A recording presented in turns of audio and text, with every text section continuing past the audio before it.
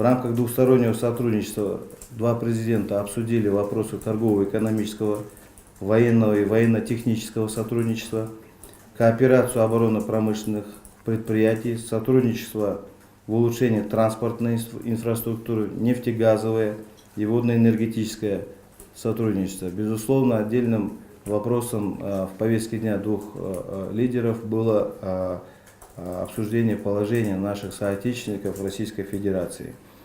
Одним из важных итогов двухсторонних переговоров явилось принятое решение нашими президентами – это объявить следующий 2020 год перекрестным годом Кыргызской Республики в Российской Федерации и Российской Федерации в Кыргызской Республике. Предстоит очень большая работа.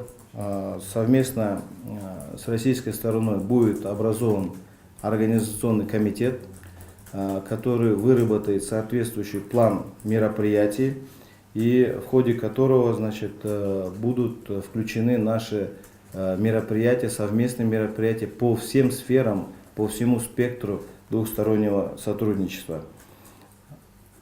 Президенты обсудили также вопросы устранения барьеров и изъятий в рамках Евразийского экономического союза, договорились обсудить признаниями странами Евразес кыргызской системы ветеринарного контроля и эквивалентной системам Союза.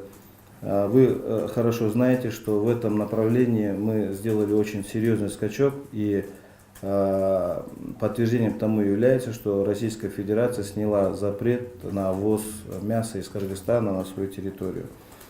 Владимир Владимирович Путин подтвердил свое участие в предстоящих очень серьезных двух внешнеполитических мероприятиях, как саммиты ШОС и Совета коллективной безопасности ОДКБ, которые пройдут в Бишкеке в текущем году. По итогам государственного визита было подписано 18 документов, включая совместное заявление. Как вы все прекрасно знаете, также в рамках государственного визита состоялся первый форум вузов ректоров между двумя государствами. Итогами является подписание 70 документов о сотрудничестве.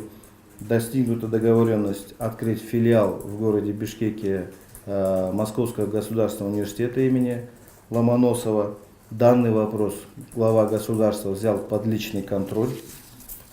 Также в рамках визита состоялась 8-я межрегиональная конференция, в которой участвовали представители из 18 регионов Российской Федерации, и общее количество участников превысило 600 человек. До этого мы вас информировали, что за предыдущий год товарооборот между нашими государствами составил 1,6 миллиардов долларов. Он имеет тенденцию роста по сравнению с предыдущим периодом. Он вырос на 3,7%. Два президента поставили задачу довести этот уровень товарооборота до 2 миллиардного рубежа. Есть все возможности для этого.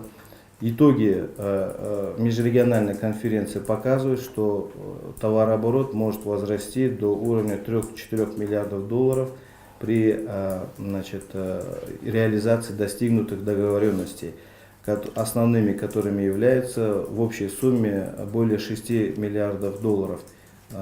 Были подписаны проекты, договора, соглашения, и все эти вопросы реальные для своей реализации.